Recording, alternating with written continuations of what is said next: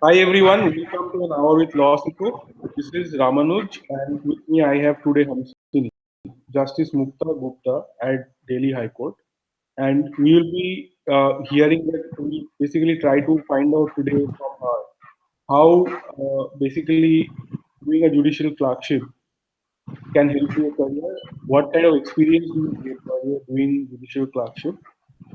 And basically the whole what is it really like, what is the experience like, and uh, how it has helped her specifically in developing her understanding and knowledge of law, as well as her plans for the future and how they are related. So many, I know many of you who are watching this would be interested in judicial clerkship, would have questions about it. Any questions you have, feel free to post them on your on the chat thread, and we'll be taking questions. So, hi Hamsini, Hi Ramanuj. how would you like to introduce yourself today? Um, I graduated from ILS Law College, Pune in 2017, and I currently am working as a judicial law clerk with Justice Mukta Gupta in Delhi High Court. After which, my clerkship is going to end in July. After which, I'm going for my master's to Cambridge, and I plan to specialize in international dispute settlement in future.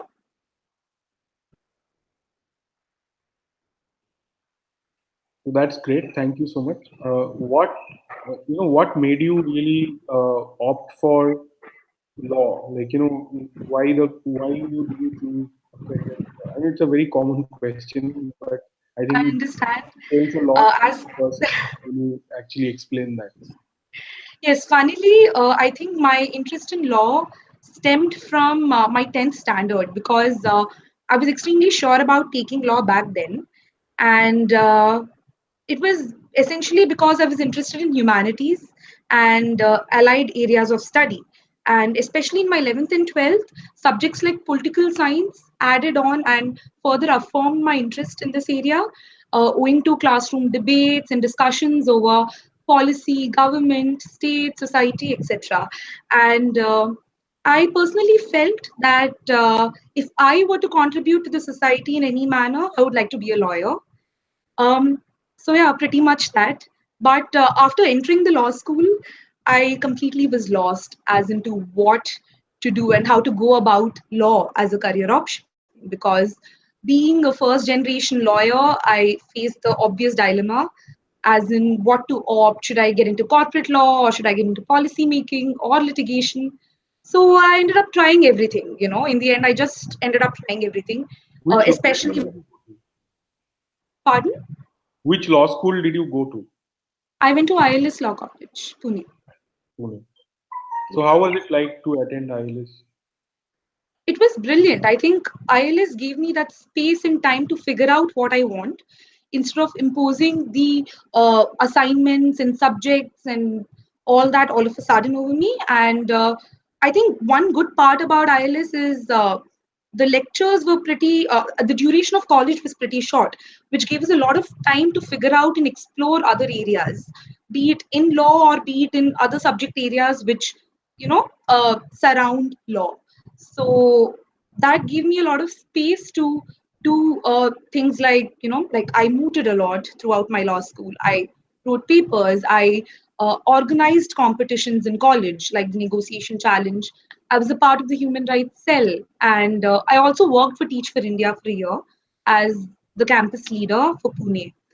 So I think ILS just gave me that all-round development in toto, and I'm extremely grateful to that.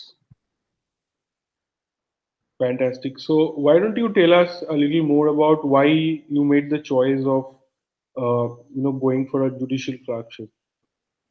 Right. So, as I said, I ended up being a first generation lawyer. I ended up exploring everything in law school. So, talking about my internships, I interned with Delhi Legal Services Authority. I interned with a corporate firm. I interned with a boutique IPR firm. I ended up interning with a litigation firm, a senior advocate. And after doing all this, alongside, I also mooted, as I told you, and especially my experience with Justice Indu Malhotra. And back then she was a senior advocate. I assisted her in one of her books on international commercial arbitration. After which, the next year, I participated in the WIS International Commercial Arbitration moot. So that developed my interest somehow in alternative dispute resolution mechanisms. And I was determined to do masters in that area. But before doing masters, I wanted to get an overall understanding of how courts worked per se, at the ground level. And I thought judicial clerkship will aid in this understanding, because I'll get a perspective of the advocates in terms of advocacy, as well as the court's perspective in terms of what the judges look for, and also a close understanding of the proceedings in the court.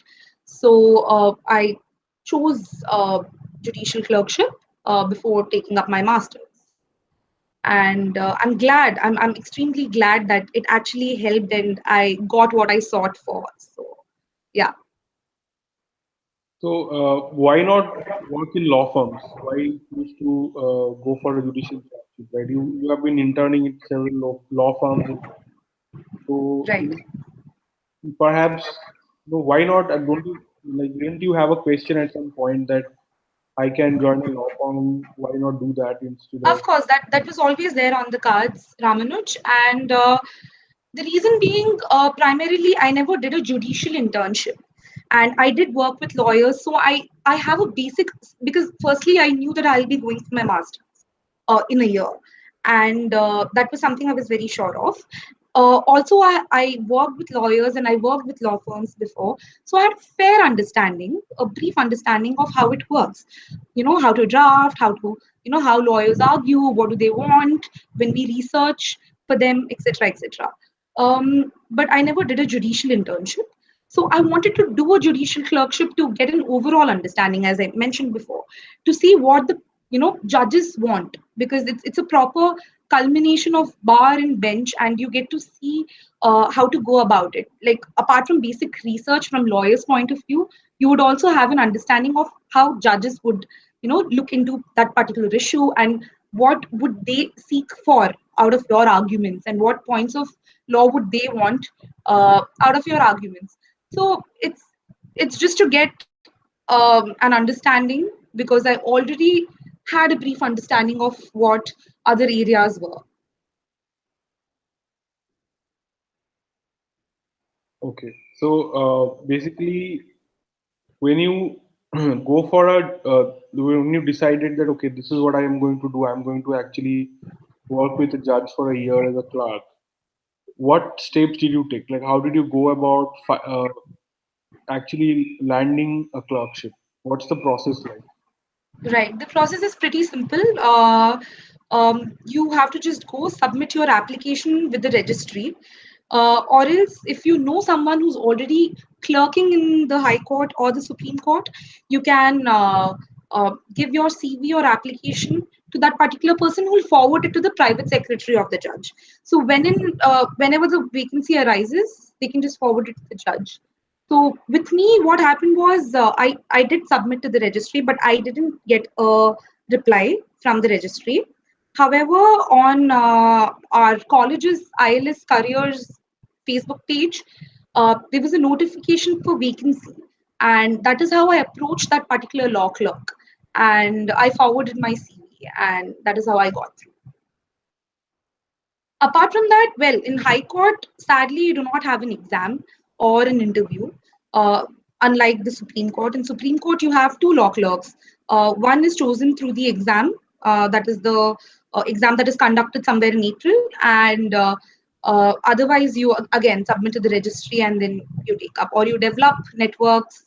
And if you know someone who's already working with a judge, nothing like it, because judges would prefer people with word of mouth as well. So that, after taking an interview, of course. So even that works.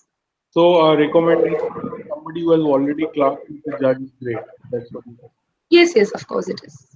And It, how it about, definitely helps.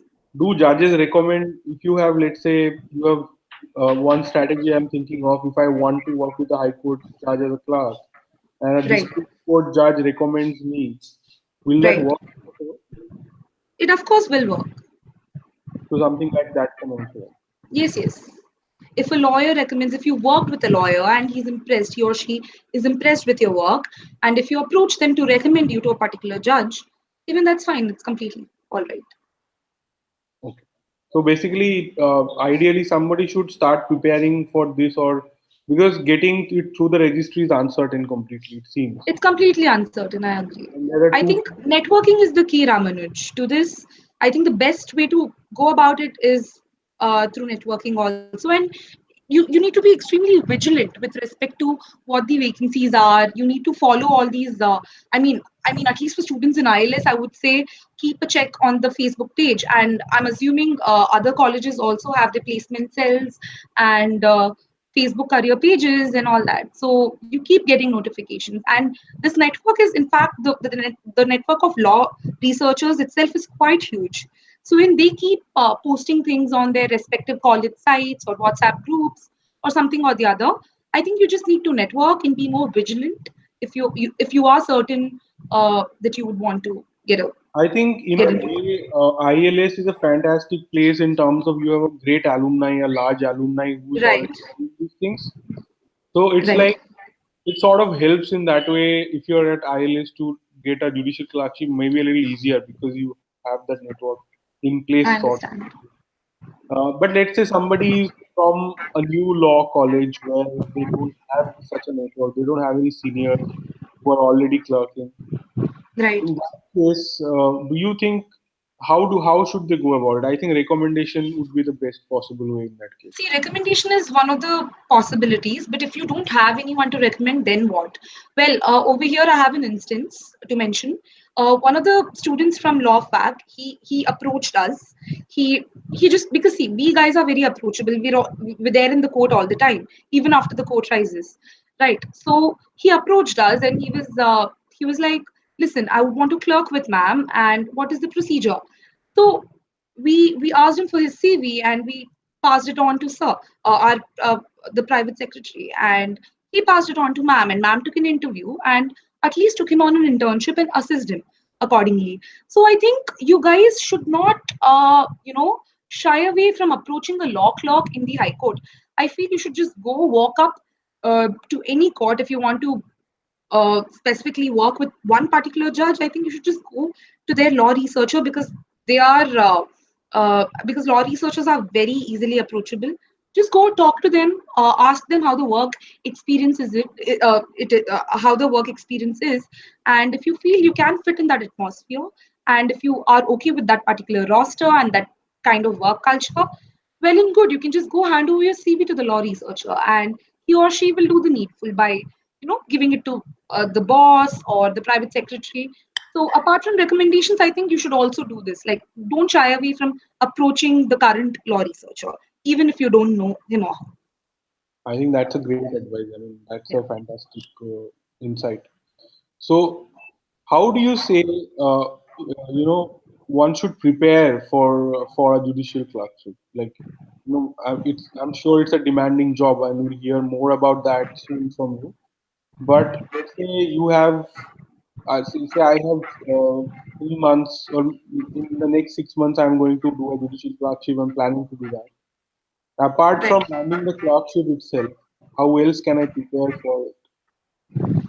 See, it depends on whether you want to go for the Supreme Court clerkship or the High Court clerkship.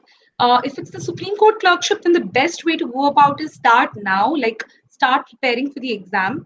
It's a brilliant exam, very challenging, very few students get selected, but it's completely worth a try because it entails what very basic laws like your civil procedure code, criminal procedure code, evidence, law of evidence, Indian Penal Code, and constitutional law, and some general knowledge in current affairs in English. So I would rather suggest start preparing for the exam for the Supreme Court law clerkship, and you would not find a lot of material or papers on it, on previous papers on that particular exam. So I think the best way to go about it is purchase a book that you use for judicial service examination, because it has multiple choice questions. the pattern is pretty similar. So if you just pick any book of Universal, or I'm not able to think of the uh, you know publishers, but Universal, LexisNexis, they have these judicial services examination books. So start doing that. Start reading your Bear Act thoroughly, because the questions are very in depth but basic. So I think you need a good 6 months of practice for that. So are And these questions or objective questions? they're What is it? objective. So multiple choice questions, basically. It's multiple choice and you have negative marking. Okay, okay. So that's So when you precisely say why I said object-based question, what is being tested here? Is it my application of the law or just the law itself? Like they're you asking. have all sorts of questions, both application based as well as law based. They might just ask you questions like, uh, you know, what is primary evidence? And then they'll give you options.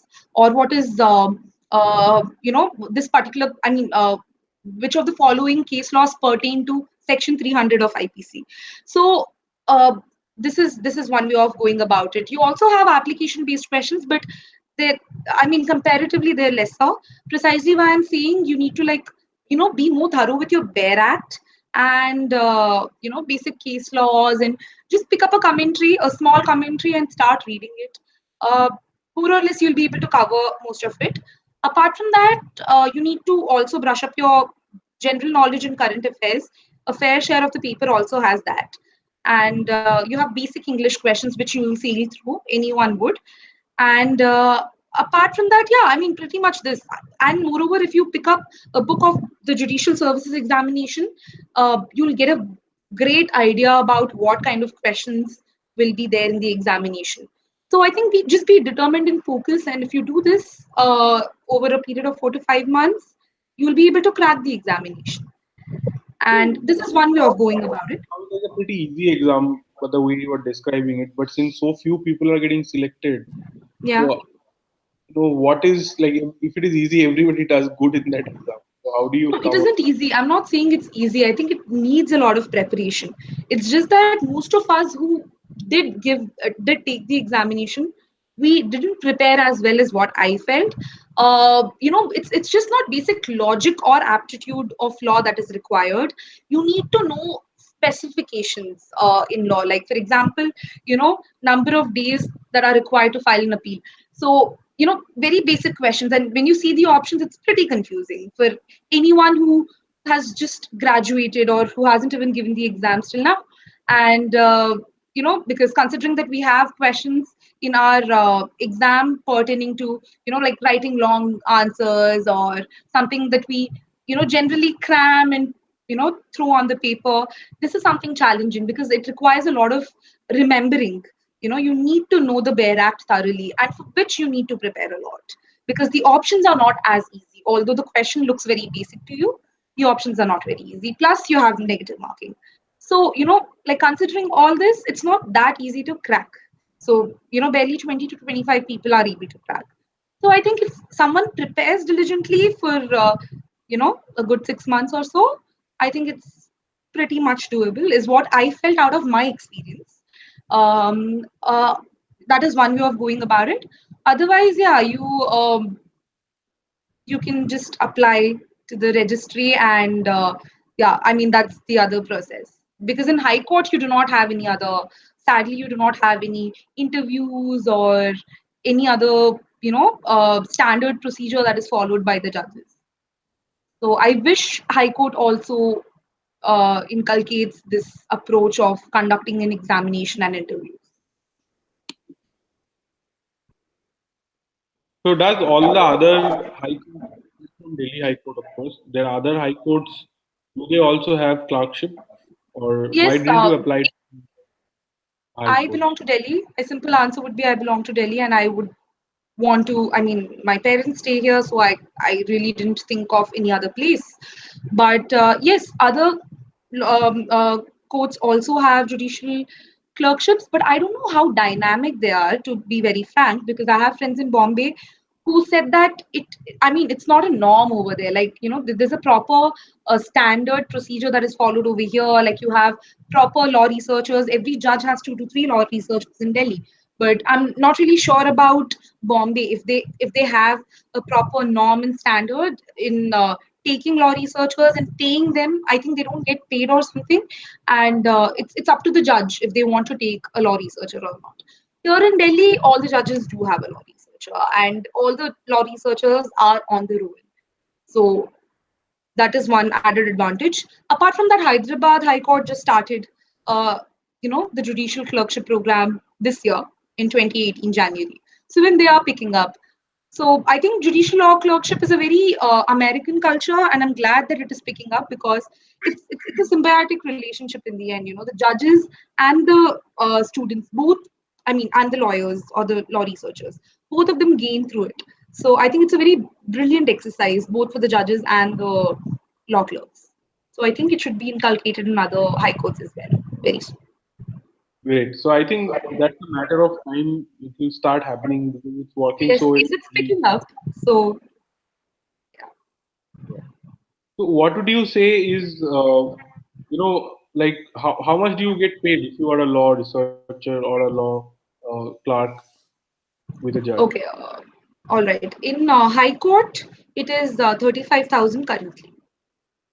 I'm not What is aware of Supreme Court. I think it's 45 or 45? 50,000 in Supreme Court. Yeah.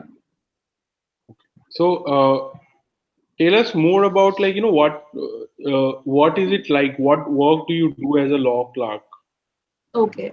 To answer this question again, it's very subjective, Ramanuj, because it depends from judge to judge, to be very frank. But the basic work entails research on the matters or any particular law point which the judge wants you to look into. But mostly, judges are so self-sufficient. That is what I realized. They're so self-sufficient that, you can't really add on to much. But it's extremely interesting when you research on a point and you end up discussing with the judge. It's very stimulating mentally. And apart from that, a major part of work involves making notes for the advanced and supplementary cases that come for the next day. So, pretty obviously, like the judge himself or herself cannot go through the whole judicial file, right? So, your work is to assist them by simplifying the whole process for them. So you just make brief notes. It depends from judge to judge again what kind of notes they want. But you prepare brief notes on what are the important pages, what are the important case laws, the law points, what is the petitioner or the defendant looking for in this particular case, etc., etc. So this is the major amount of work. So we end up reading 15 to 20 files per person per day. We are three law researchers and we end up doing this. Like this is this takes the major amount of time in our day as a judicial law clerk.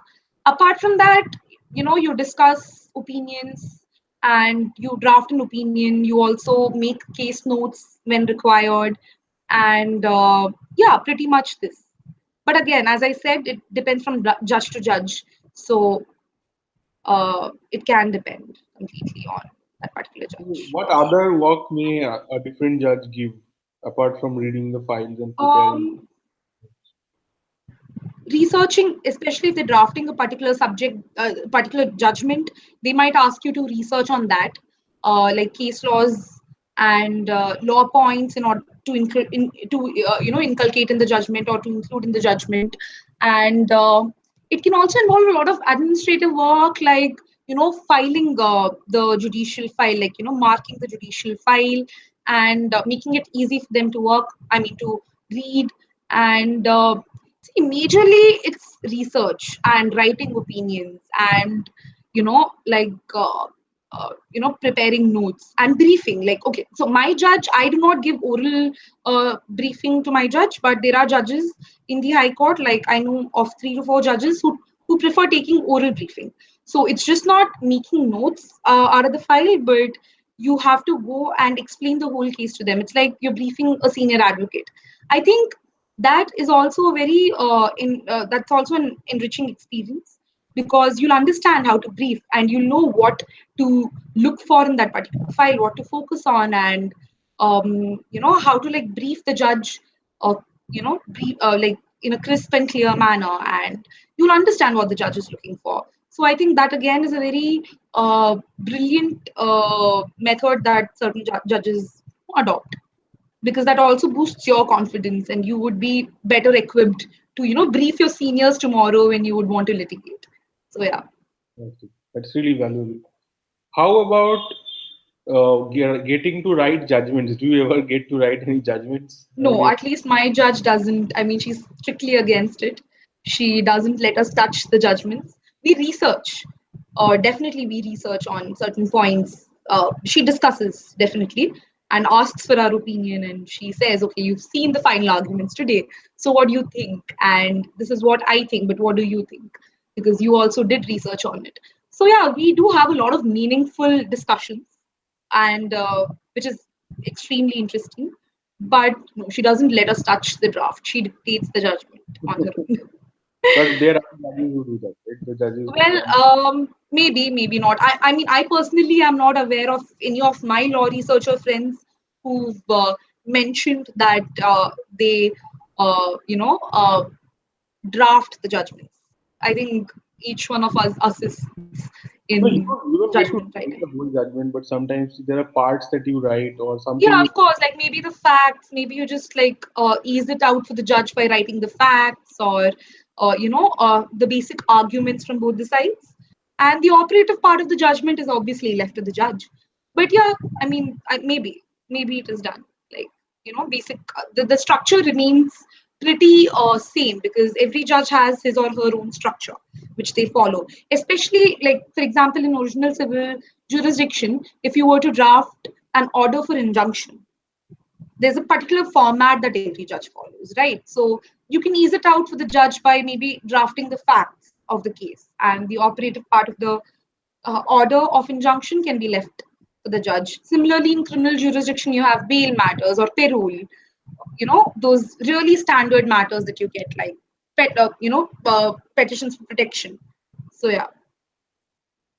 Tell us something about this. Does not sound like an easy job at all to do a judicial clerkship. Tell us more about what kind of mistakes do people usually make when they're clerking, and I guess there's Okay, a lot, yeah. right? Like Pardon me, initially, your voice. yeah. Am I audible now? Yeah, I'm saying that there must be an initial learning curve when you right, join clerkship. How right, is right. that work? Well, when I joined, from my personal experience, as I said, we end up reading 15 to 20 files per day. But when I joined, I sat with one file for 3 hours, and my judge just summoned me in, and she's like, "Listen, this can't happen. You can't just sit with one file for 3 hours, and you need to focus on what is important and what is not important." And I think eventually that is what I ended up learning: what is important, what to focus on, and what is not important, and what not to focus on. And and like now that we end up reading so many files per day, it's inevitable to make mistakes. You end up missing on some point or the other. But I think I'm very fortunate enough to get a great boss, because she scolds us. She says that, listen, you need to be more careful, and because they completely rely on our notes, right? You need to be extremely careful because they can't go through everything, so they completely rely on what you make. So in that case, she does like call us and she scolds us, but then at the same time, she says it's okay to make mistakes. Like, do not get scared, or don't get demotivated, because it's completely okay to make mistakes. We all did. So I think that's very encouraging. But yeah, we end up like missing out on some important point that we should have mentioned in the note. And she'll realize it when she's like sitting in the court and she's like, okay, you didn't mention this particular point. And she'll just like pass that look. And you're like, oh my God, I'm doomed. But yeah, I mean, in the end, it's fine. You'll just make sure that you'll not commit the same mistake again. So it's all a learning process. Okay. So, how does a judge, how lawyers prepare for their cases extensively? How does a judge prepare for hearing? Do they actually prepare for the hearings? Yeah, they do. And in fact, it's pretty surprising, because we used to feel like, how are they able to read 50 files per day? It's humanly impossible. But I think it's a matter of experience. And when they are there at the bench, uh, they just know it. I mean, they know the apt questions to ask, and the lawyers are again taken off guard. They're like, oh my God, this was not anticipated. Despite the fact that we assess them by, making, preparing the notes and all, they know much more. They know beyond that. And it's very, uh, I don't know. I mean, what do I say? I'm not able to get the right word, but uh, you're in awe, like when you're sitting there and you look at them and they are so well versed with the matter. It's very surprising. Maybe they just know what to look for. Maybe they preempt what the lawyer, I think all this comes with experience, right? They preempt what the lawyer would be asking for tomorrow. So if it's a fresh case, they know what they need to do. If it's at a particular stage, they know what they need to do. So I think accordingly, even they read the files. So so you don't feel like they're not prepared at all. It feels like they look at the right, they look for the right points to be asked for the next day or to be written in the order the next day. So I think the whole trick over here is not to read the whole file extensively. That is exactly what even I was taught. You need to see at what stage the particular case is. So accordingly, you need to look for what you need to look for in the file. And I think even a judge does that, precisely why they're so well prepared when they are at the bench. So I think that's the key.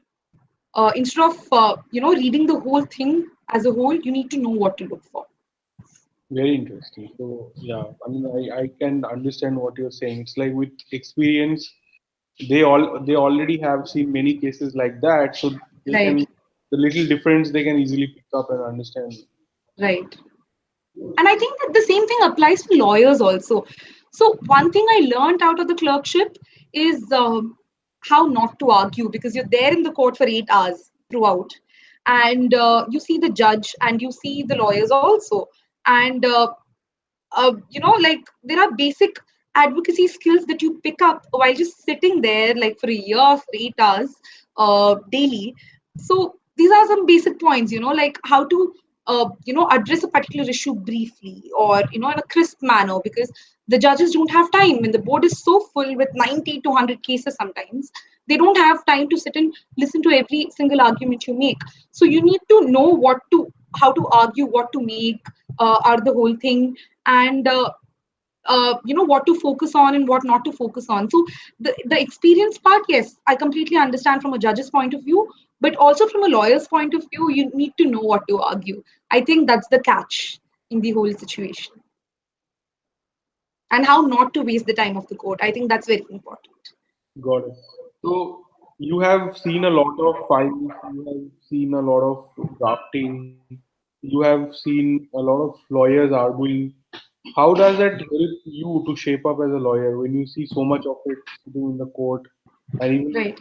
outside the court when you're preparing your case notes? How do you think this personally helps you as a lawyer? I think personally it helped me a lot, like because law school, it taught me to think like a lawyer, but at the clerkship I understand the nuances of how to become a lawyer in general. Because firstly, you understand the perspective, as I already mentioned, you understand the court's perspective as well, not only the lawyer's perspective. So you know what the judge is looking for to begin with. So I think um, uh, firstly I learned how to read a file. I think I learned very simple things, nothing technical, nothing very complicated. What you learn as a law clerk is these simple things. You learn how to read a file, how to read quickly, not just reading a file, but you need to be very swift, and you need to be very like particular about what to look for in the file, as I already mentioned. Moreover, I also learned how not to draft, because you read so many petitions daily that you exactly know what the judge is again looking for, and you also are looking for certain points out of the petition.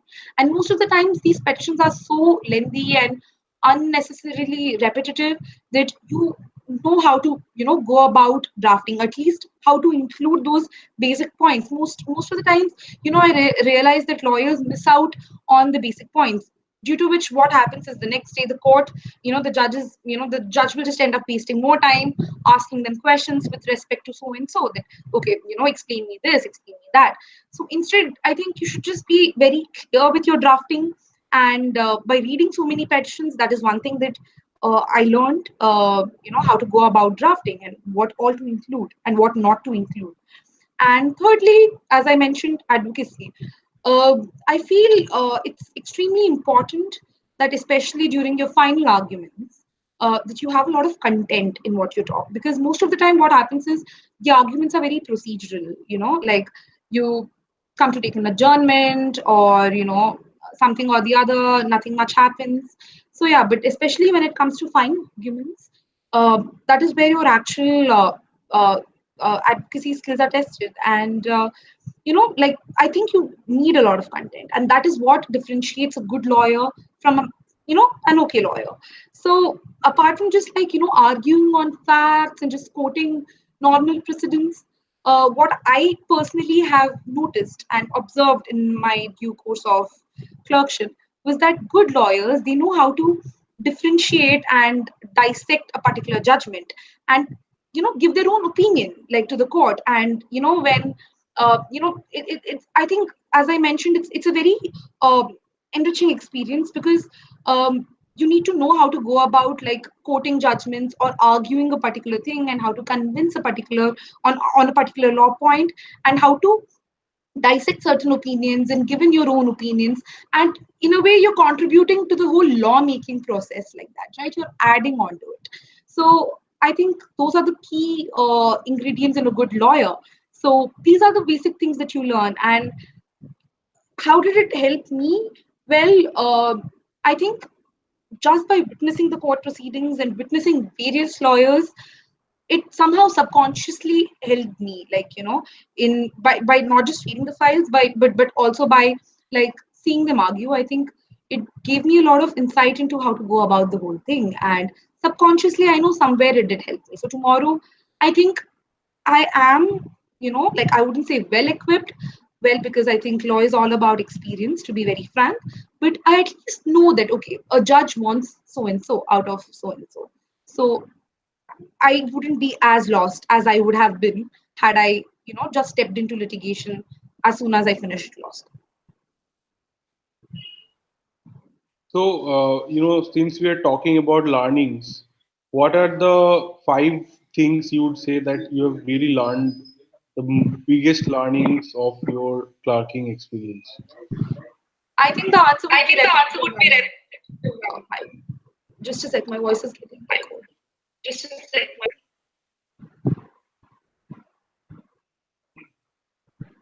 Can you hear me now? Okay, you're saying Can that. you hear me now? Yeah, I can hear you. Can you But hear me?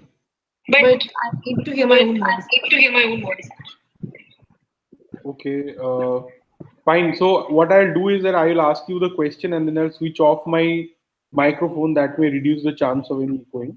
Okay. Right. So I'm repeating my question. Right. Okay. I know you said that the answer may be a little repetitive, but you have said quite a few things, and I thought that if you kind of sum it up in 5 points, then what are Right. your biggest takeaways from this process of clerking? Then it will be great. All right. To begin with, I think uh, judicial clerkship is it's a medium for smooth transition from your academic life to professional life. You don't feel like, if you want to enter into litigation, you wouldn't feel lost all of a sudden, because you have a fair amount of idea on how things work, like both from the court side, the judge's side, as well as the lawyer's side. So yeah, firstly, it's a smooth transition from your academic life to professional life. Secondly, you would understand, you would exactly know how to go about reading the file. I think it's extremely essential. You need to know how to read a file, and how to read a file quickly, and what to focus on and what not to focus on. So my second takeaway would be how to go about reading the file. My third takeaway would be how to draft or how not to draft, as I mentioned. And by reading so many petitions, you would have a fair understanding of what a good draft is, and what and how to go about, how to enrich your own drafting skills. And my fourth takeaway would be that how to argue and how not to argue. By just witnessing the court proceedings and seeing various lawyers argue, you tend to pick up brilliant points, and you'll tend to like consciously negate the points that should not be, how not to argue basically. And fifthly, I think you develop a brilliant relationship with your judge, a relationship of trust, and a lifelong relationship of a mentor with your judge. So I think these are the 5 takeaways. How about the other judges? You are do you get to interact with other judges at all? Can you share some experiences from that? Um, Um, there are instances, yes. For example, there was an order with respect to keeping a check on the number of disposals in the IPR cases in the High Court, which was passed by Justice Gogoi back in September last year. So that was when we interacted with Justice Pratibha Singh, and we actually had a proper interaction with her over a course of 3 days, wherein we gave in our opinions and statistics, and then we discussed on how injunctions and everything, I mean, the whole rate of injunctions and disposal rate in IPR cases. So that was one interaction. Apart from that, when we're walking, like on a lighter note, when we're walking in the judges corridor, we have an access to the judges corridor, right? So when we're walking there, you have judges stop by, they greet you, they talk to you, they surprisingly, yeah, they ask you how is it going on. And I remember this one particular instance when Justice Mridul was walking by, and he stopped and he said, "You know what, kids, you should be really privileged that you're getting to walk in these corridors at such a young age." And I couldn't agree more with him. That's so true.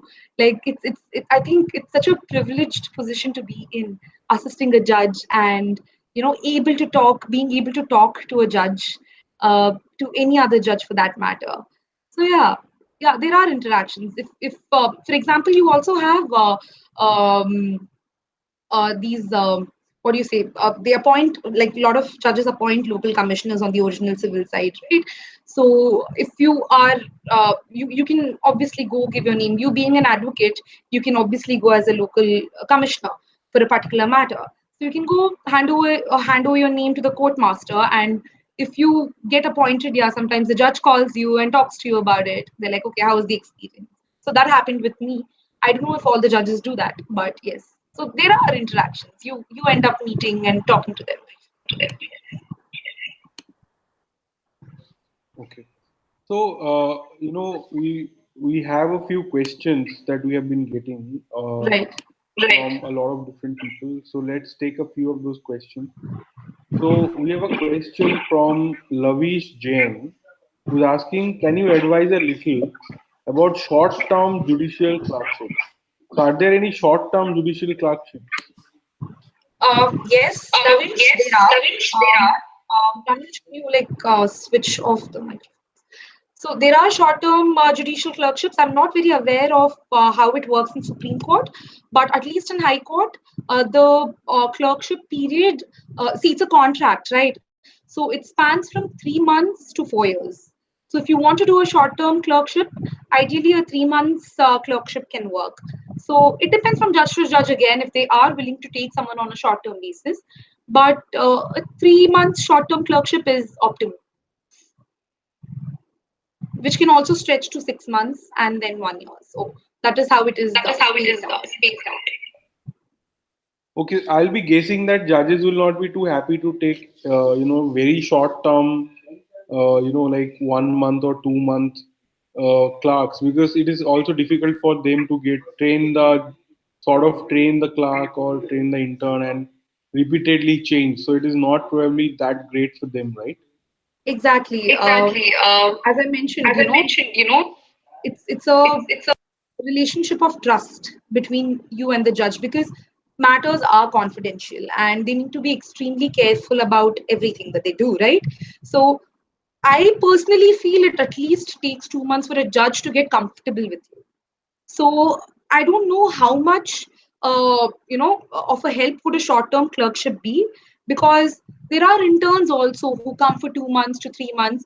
So I really don't know how much of a help a short-term clerkship would be, because the judges themselves take a lot of time to get that level of trust and also delegate certain duties upon you. So I think a clerkship should at least be for a year. It'll be a proper experience even for you as well. I think both ways it works better if it is at least minimum for a year. Okay, let me take another question. Hardik Sabarwal is asking what is the procedure to get internship under a judge at High Court or Supreme Court? I think we have answered this already. I'll skip this question. Thank you for asking, Hardik. Shruti Maheshwari is asking what are the career prospects after judicial clerkship? And she's specifically asking is career in law firms open after that? Uh, all right, thanks for the All right, question, thanks for the Shruti. question, Shruti. Um, Um, Niche. Thanks for the question.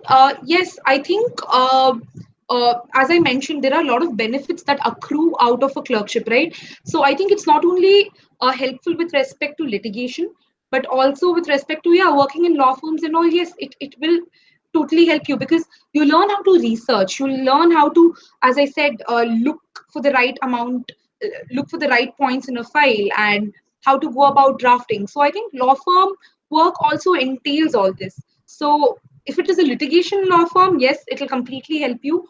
But I'm not very sure about how a corporate law firm uh, culture. How well will a clerkship help in a corporate law firm culture? But again, when it comes to drafting and when it comes to like researching and reading a file, of course, it is very helpful. These are the simple points. Three They might points. sound They very might simple, sound very simple, but they but go they a go. long way in your in your professional experience, is what I feel. I would say that a corporate law firm where you are being hired for a transaction work, they will not particularly care about this so much. Right. Right. But yeah, like if you are working on the dispute side in a law firm, all big law firms have disputes teams. I Right. think they'll be very happy to consider you, and it will be an added advantage that you have done a clerkship at a high court where they regularly have work in the Supreme Court. I think it's going to be fantastic. Uh, if you are going to have an in-house career, again, in-house lawyers, if they have a lot of dispute work, they do not mind seeing this on your CV. I mean, it will be positive. Something it will be a positive thing. Right. Right. Litigation firms, of course, it is the best thing possible. They'll be very happy if you have done a judicial clerkship. More or less, I feel More or less, I feel it's an it's experience an worth experience. going for. So 1 year of clerkship is gonna like broaden your dimensions in many ways.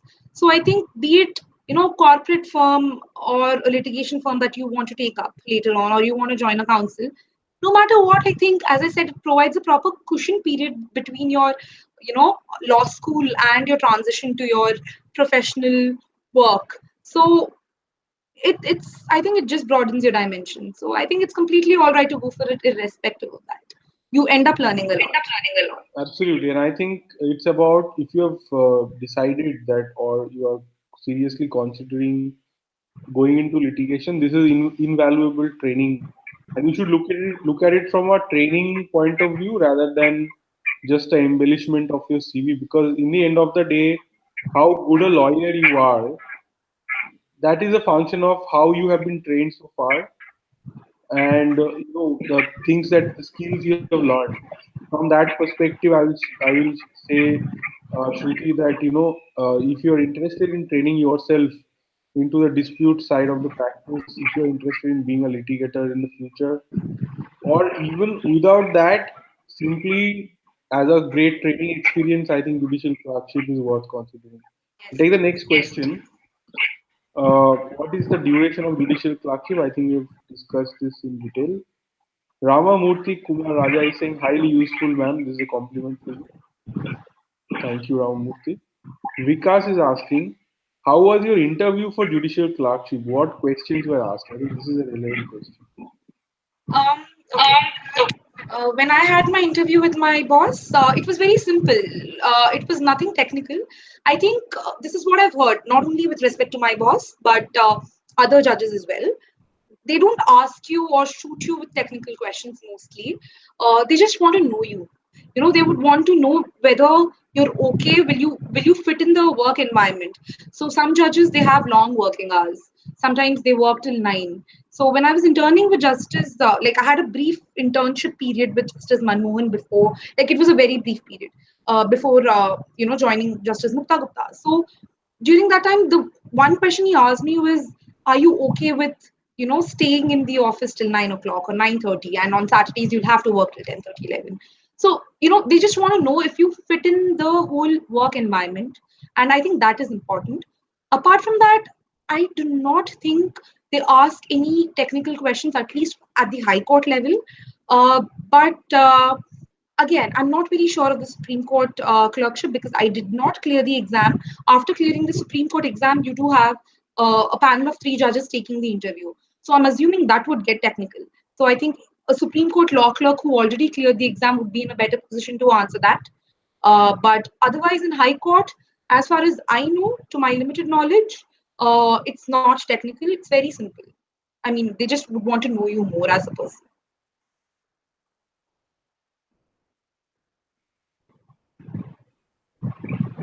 Got it. So we have another question from Divyansh Garg, who is asking basically how to prepare for the judicial clerkship. This question has been already answered, Divyansh. So you can maybe you missed it. You can replay it on YouTube soon, and you can hear that part of the answer. We'll go to the next question. Does clerkship help with judicial services interview and selection process? Is being asked by Lavish Jain.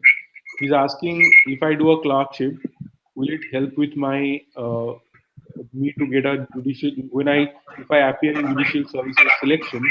Will that help me in my interview or that in any of Very pertinent question, Lavish. In fact, uh, I think I've been asked this question quite often. Yes, I think it will be of great help, especially see because it's working with a judge. You understand the nuances of how it happens. Like being with a judge for at least a year, you understand how the whole drill is. So I think you'll be more well equipped with answering the questions in the interview of judicial services exam. And moreover, a clerkship will just make you maybe feel more motivated to like take up judicial services because that is again one option all judicial law clerks consider. Apart from litigation, they also look for judicial law services. So I think it just like motivates you to go, with it, and you'll be in a better position, yes, to understand how the whole procedure is. So you'll be able to answer questions in a better manner. So yeah, I think it completely helps and it aids in interviews for these examinations.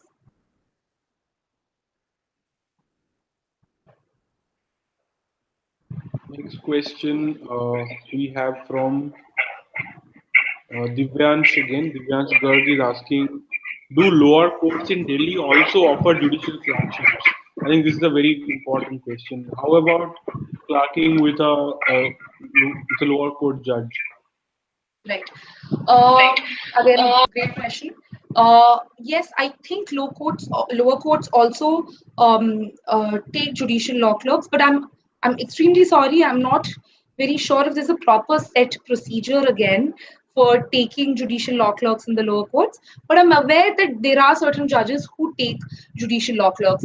And how is it going to be beneficial? I think it's going to be really beneficial because lower courts are fact-finding courts, and nothing like being a part of the whole process. I think you'll be able to get a better understanding of court proceedings if you join a trial court judge.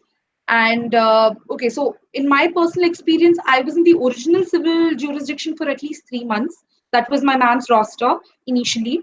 And as I said, like, in the original civil jurisdiction, also, like, you see everything from the beginning, right? A plaint being registered as suit and all that. So I think lower courts cater to all these fact-finding, uh, uh, you know, uh, matters, and issues that arise out of that. So I think you get a better understanding of how things work at the ground level. So a judicial clerkship at a lower court, if you really, really want to get into litigation and have a very good and strong base of understanding how the proceedings work, you should definitely try approaching a lower court judge. But again, I'm not aware if there's a process with respect to that, because in high courts, in the high court, every judge has a law clerk. But I'm not sure if it happens in the lower courts as well. But there are judges who take law researchers. Yes.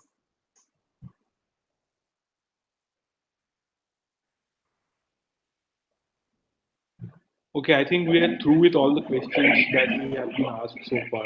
But I have another question for you. Right. So, Right. how would you say, like after doing a clerkship, do you think this kind of helps you to get, like you are going to Cambridge after this? Do you think the clerkship plays a good role in getting a scholarship or getting selected in a good university abroad when you apply? What role did it play for you? Um, to be very frank, I always wanted to apply for clerkship because I wanted to understand how the courts worked, right? Because my whole area of focus is alternative dispute resolution. So, in order to understand alternative dispute resolution and other alternative mechanisms in a better manner, I thought I need to understand how courts work at the very first place. So, that was my prime reason to join the clerkship. And apart from that, how did it aid in my application?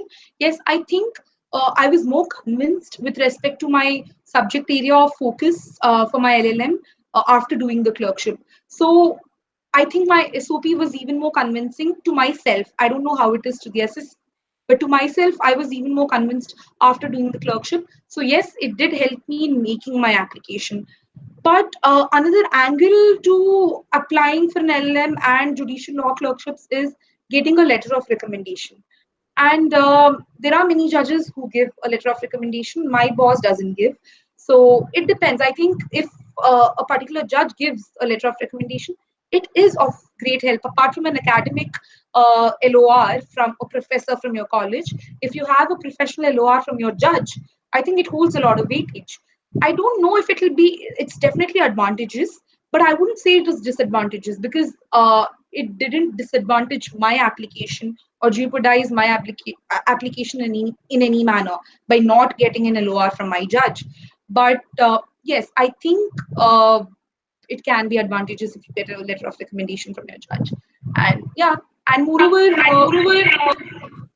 do your clerkship in a particular focus area, because there are certain judges who work in particular, who are mostly in say arbitration roster, or like one particular roster, like say tax or something. And if you want to do your element taxation laws or arbitration, and you have a fair idea that the judge wouldn't be shifted from that particular roster, roughly you'll get an idea. So if you have a fair idea and you end up working with that judge for more than a year or at least for 6 months on that particular roster, obviously it just like adds on to your focus in that particular area. So suppose if I were working with a judge who was in arbitration and I was applying for an arbitration LLM in alternative dispute resolution and arbitration, it'll obviously have an added advantage, that is you have a work experience in that particular area for over a period of 6 months or 1 year. So I think yeah, that also has an advantage. Apart from that, yeah, LORs, it depends from judges to judges, and it will definitely be advantageous, but I wouldn't say that it would be a disadvantage. You would be at a disadvantage if you don't get an LOR from a judge. Got it. So, what was your most memorable moment while clerking? Well, I have many memorable moments. There are a lot of funny moments, actually, so I really cannot point out one particular moment. But yeah, there are a lot of exchange of funny anecdotes between the judges, the judges and the lawyers. So it's pretty witty. Like, you have lawyers playing songs in the court just because they want to prove their point on infringement of sound recording, and they just end up playing a funny song, and the whole court just cracks up, and that just, lightens the whole environment. And like you have so many serious matters going on and some witty statement is passed by some or the other judge. So something or the other keeps on happening amidst all the seriousness of, lawyering and judging that is happening. But apart from that, for me, my most memorable moment would be when I was working on this particular arbitration matter where one of my favorite lawyers was arguing, and my judge specifically delegated a lot of work to me, and she said that, yeah, I want a very detailed compilation on so and so on this. And when she acknowledged the whole thing, when I discussed with her the whole thing, and when she acknowledged that publicly, I think that is when you feel like you've contributed, and it matters. It just matters. You feel like you mattered, and your contribution mattered. So it's extremely motivating, and it just boosts your confidence, especially as a novice lawyer who just entered the profession. I think when judges do such things, it really matters. So yeah, I think, yeah, pretty much that. What was your worst moment while clerking? Worst? Pardon? Worst moment, like worst experience while clerking. We have been talking about all the good things. Right. What was the thing that happened to you while you were clerking? Well, I think I also Well, I spoke think about I the also worst spoke of the experience. worst Like I didn't focus much on it though, but yeah, uh, there's a lot of tension and pressure, especially when you know that there are so many cases the next day, and you have to like finish the files, and the judge just wants it in the next 5 minutes, and you don't know what to do, and you end up making a lot of mistakes. So I really got scolded very badly once for making a huge mistake. And yeah, I mean, well, like such things keep happening. So I wouldn't again say that that is one particular experience that was very bad, but yeah, such things keep happening. So yeah, that was one particular day when I was super scared. I was new and I didn't know what to do. I started like panicking, but then you understand, you get the drill, you'll understand the whole process, you'll know how to calm down and even work in pressure. So I think these worst experiences just are for the betterment of you and your work. And yeah, so well, yeah, pretty much that. Okay. So one last question I want to ask is this is from we have question from Divyansh Garg again. He's asking how about interning under public prosecutor at Delhi lower courts? Will it be equally effective as judicial clerkship? Well, the nature of work of a public prosecutor is completely different from a judicial law clerk, right? And I really don't know how it happens in the lower courts. But again, working with a public prosecutor, well, I mean, I really don't think I'm in a position to answer this, because I think it depends. uh, From I think it's completely different, really. Like with the It's completely working, it's different. completely A public prosecutor is, arguing on behalf of the state, and a judge is a judge. So they both are completely different. Like public prosecutor is a lawyer, effectively.